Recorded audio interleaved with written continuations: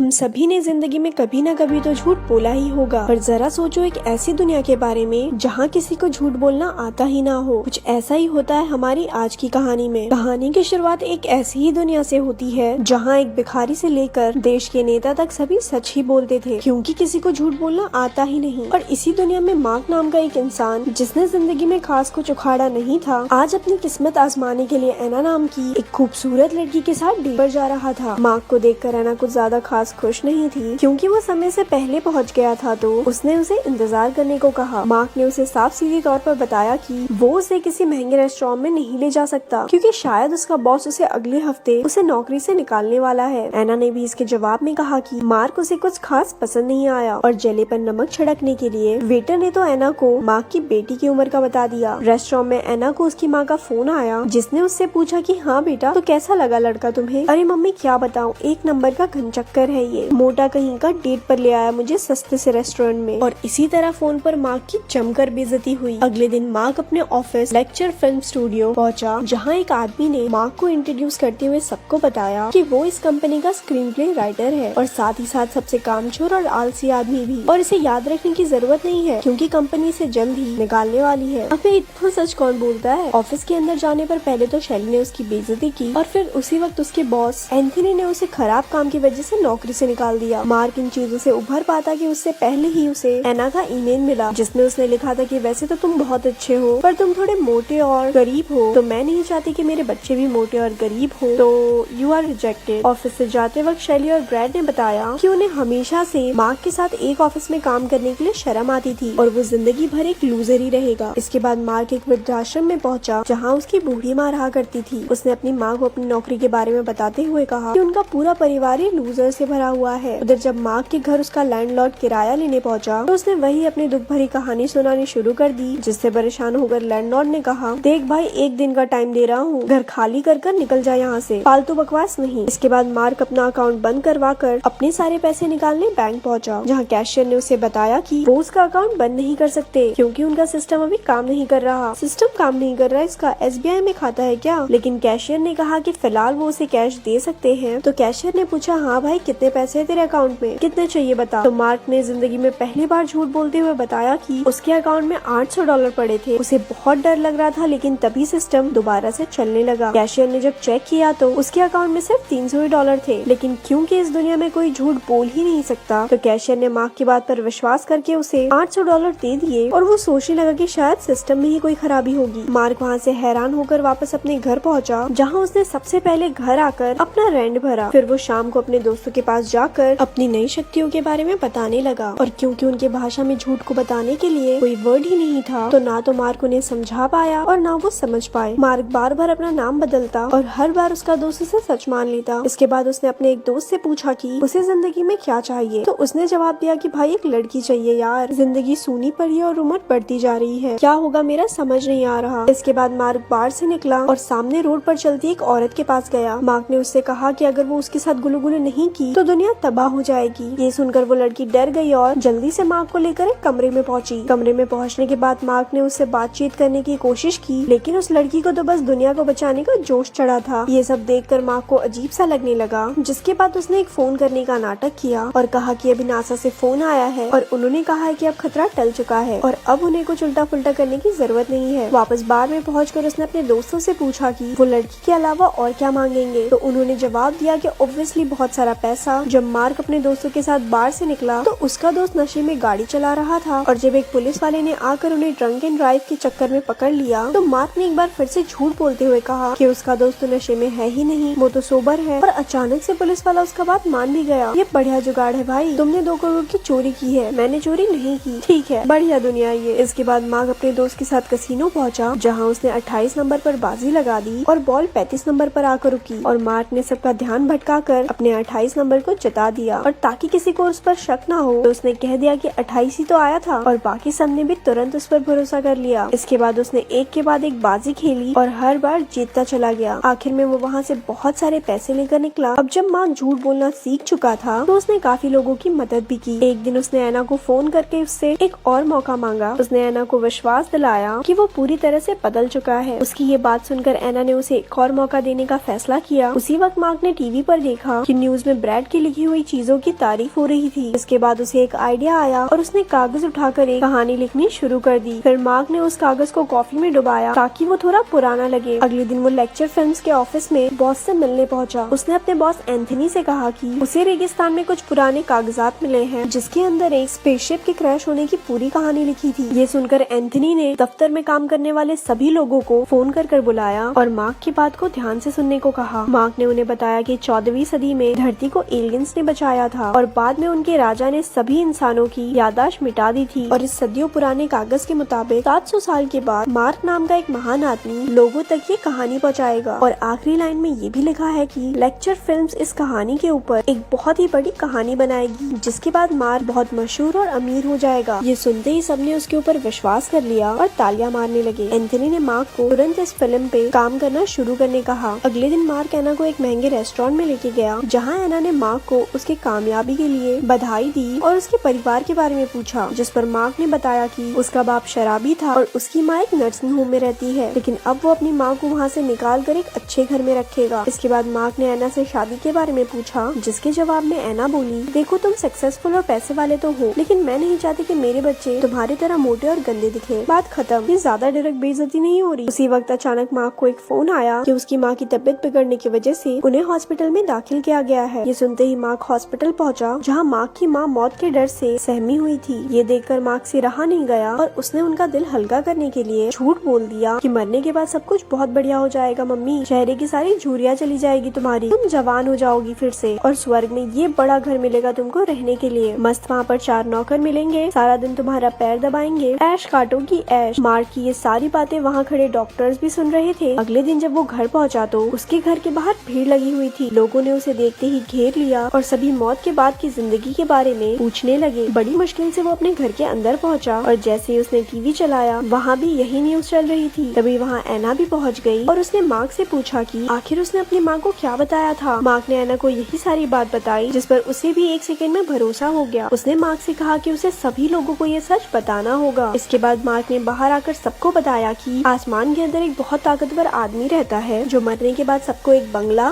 गाड़ी, नौकर, आइसक्रीम और उनके हरामी रिश्तेदारों को तेल में तलता है। ये सुनकर उससे एक औरत ने पूछा कि ये सारी बातें तुम्हें कैसे पता भैया। मार्क ने जवाब दिया कि वो ऊपर रहता है ना आदमी, उसी ने बताया मुझे ये सब पर्सनली एकदम कान में। इसके बाद ये बात हर जगह फैल गई। सभी अखबारों और न्यूज चैनल्स पर मार्क के इस बात के बारे में चर्चे थे। कुछ दिनों बाद मार्क ने एंथनी को वो स्क्रिप्ट पकड़ाई और फिल्म बनते ही हिट हो गई, जिसके बाद मार्क बहुत मशहूर और अमीर बन गया। एक शाम मार्क ने एना को बताया कि वो उससे अच्छे इंसान से कभी नहीं मिला। ये सुनकर एना शर्मा गई और वो दोनों लवलपाटा करने के लिए एक दूसरे के करीब भी आए, लेकिन फिर वो एकदम पीछे हट गई। एना ने बताया कि मैं तुमसे प्यार तो करती हूँ, लेकिन मुझे तुम्हारे तरह मोटे और गंदे दिखने वाले बच्चे नहीं चाहिए मार्क, मैं क्या करूँ बताओ। शाम के समय एना मार्क के घर आई और उसने बताया कि वो ब्रैड के साथ डेट पर जा रही है और क्योंकि उसका शरीर एकदम स्मार्ट और सुंदर है और वो प्यारे प्यारे बच्चे पैदा करेगा तो हो सकता है वो उसके साथ घपाघपी कर ले। ये सुनते ही मार्क चिढ़ गया और उसने एना को समझाया कि शादी से पहले उल्टे फुल्टे काम करना गलत बात होती है। उधर डेट पर ब्रैड अपनी तारीफ करता गया और मार्क की बेइज्जती। अगले दिन जब एना मार्क का इंटरव्यू देख रही थी तो उसकी माँ ने चैनल बदल दिया। वो उसे समझाने लगी कि बेटा इस घटोत्कच के मुंह वाले से दूर रह ले, तुम दोनों का कभी कुछ नहीं बन सकता क्योंकि ये हमेशा से एक लूजर है और लूजर ही रहेगा। इसके बच्चे भी इसके जैसे मोटे और भैंस जैसे मुंह के निकलेंगे तो देखियो। ये सारी बातें एना को बिल्कुल पसंद नहीं आई और उसकी माँ ने उसे जबरदस्ती ब्रैड से बात करने को कहा। कुछ महीनों बाद एना मार्क के घर पहुंची जहाँ मार्क बड़ी बड़ी दाढ़ी और बाल लेकर दरवाजा खोलने आया। मोटापे के चक्कर में भैया को रिजेक्ट कर दिया, क्या हाल बना दिया है, हे भगवान। एना ने मार्क को अपनी शादी का कार्ड पकड़ाया। कार्ड पकड़कर बेचारे मार्क ने एना को ब्रैड से शादी तोड़ने को कहा, लेकिन एना ने उसकी एक ना सुनी क्योंकि उसे लगता था कि ब्रैड के साथ ही उसके बच्चे एकदम स्लिम ट्रिम और स्मार्ट पैदा होंगे। एना की शादी वाले दिन मार्क के दोस्त ने आकर उसे उठाया और दाढ़ी शेव करने को कहा। उधर शादी के बीच में अचानक से मार्क ने खड़े होकर सबके सामने कहा कि एना उसके साथ ज्यादा खुश रहेगी। ये सुनकर ब्रैड ने उससे कहा कि वो आसमान में बैठे आदमी से ही पूछे कि एना के लिए क्या सही रहेगा। मार्क आसानी से वहाँ झूठ बोल सकता था, लेकिन वो झूठ बोलकर अपने प्यार को नहीं पाना चाहता था। उसने जवाब दिया कि एना को अच्छे से पता है कि उसके लिए क्या सही रहेगा। ये बोलकर वो चर्च से जाने लगा कि तभी एना ने उसे रोककर उस आदमी से पूछने को कहा, जिस पर एक टूटे हुए मार्क ने जवाब दिया कि ये तो सिर्फ एक कहानी थी उसकी माँ का दर्द कम करने के लिए। इस पर एना ने उससे पूछा कि उसने शादी के लिए झूठ क्यों नहीं कहा। तो मार्क ने एना से कहा कि वो उसे तहे दिल से प्यार करता है और वो चाहता है कि एना भी उसे बिना किसी फरेब के चाहे। उसकी ये बात सुनकर एना भावुक हो गई और कहने लगी कि मेरा भी मन थोड़ा सा मोटे बच्चे पैदा करने का हो रहा है। बेसिकली इन दोनों की सेटिंग हो ही गई और ऐसी ही मूवी यहाँ खत्म हो गई।